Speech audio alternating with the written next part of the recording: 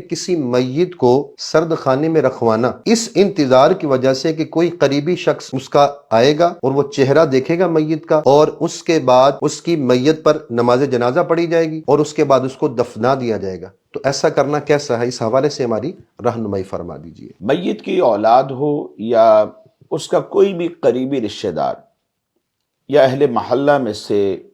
کوئی بھی شخص ہو جس سے زندگی میں اس کا آپس کا جو ریلیشن ہے وہ بہت زیادہ رہا ہو، اور بسا اوقات ایسا ہی ہوتا ہے کہ قریبی شخص کی وجہ سے میت کو دفنانے سے روکا جاتا ہے، حالانکہ حکم یہ ہے کہ دفنانے میں جلدی کرنی چاہیے اور اس مستحب عمل کا خلاف کر لیا جاتا ہے جبکہ شریعت اس کی اجازت نہیں دیتی۔ تو میت کی اولاد ہو یا کوئی بھی قریبی رشتہ دار ہو، ان کے انتظار میں میت کو سرد خانے رکھنا یہ شرعاً جائز نہیں ہے اور گناہ کا کام ہے۔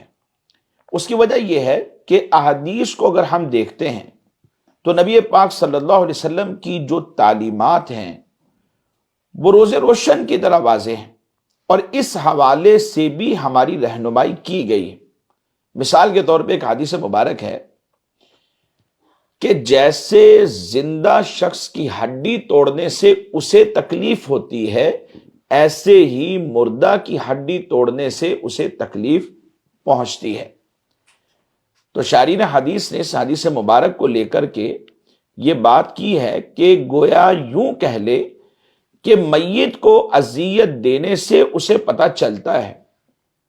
جیسے ایک زندہ شخص کو اذیت دی جائے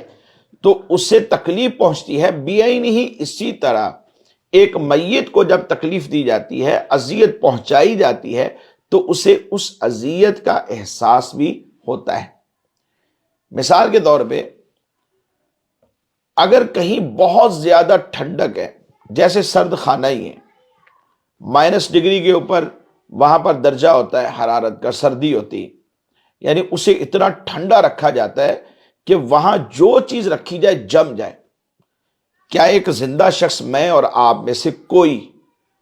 وہاں رہ سکتا ہے؟ اسے 2 گھنٹے کے لیے، 4 گھنٹے کے لیے، 5 گھنٹے کے لیے وہاں چھوڑ دیا جائے، شاید 5 منٹ وہاں کھڑا ہونا مشکل ہو جائے گا۔ تو جیسے ایک زندہ آدمی وہاں سرد خانے میں اس طرح دیر تک نہیں رکھا جا سکتا یا وہ رہ نہیں سکتا، اسی طرح اگر میت کو وہاں رکھا جائے گا تو اسے تکلیف ہوگی۔ تو شریعت مطہرہ کی جو احکامات ہیں وہ بالکل روز روشن کی طرح واضح ہیں۔ نبی پاک صلی اللہ علیہ وسلم کی جو تعلیمات ہیں وہ ہمیں یہ درس دیتی ہیں کہ میت کے ساتھ اس طرح کا کوئی بھی کام یہ روا نہیں ہے، اسے سرد خانے میں نہیں رکھا جائے گا۔